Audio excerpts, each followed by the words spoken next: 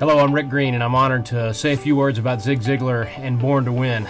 I grew up on Zig Ziglar. My dad knew him many years ago and raised me on the philosophy that he had learned from Zig. I can remember driving along in the car across the nation with my dad at 7 or 8 years old, listening to Zig Ziglar on tape cassettes and learning about the idea that if I'll help enough other people get what they want, I'll naturally get what I want. Probably the most important thing, there's so many things I learned from Zig. I don't know how to do this in just a couple of minutes, but one of the most important things I ever learned from him was the idea of balance in all areas of your life. It's very easy as type A personalities for us to focus in on one particular area. We're going to do really well in business and then the family falls apart or whatever it might be. And Zig just constantly drove home the idea of having excellence in every area and balance in every area and having those priorities. And the most important priority he always taught me was that God came first.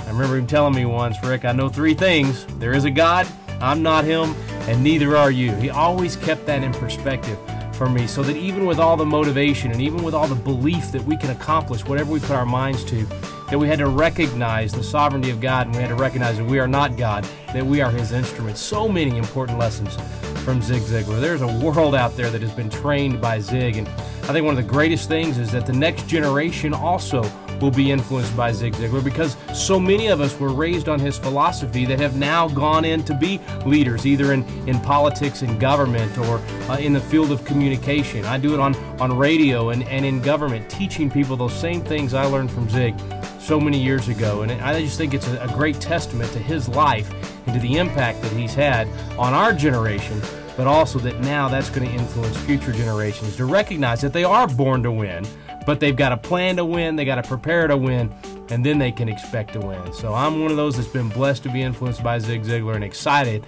that the next generation is also going to be influenced through Born to Win.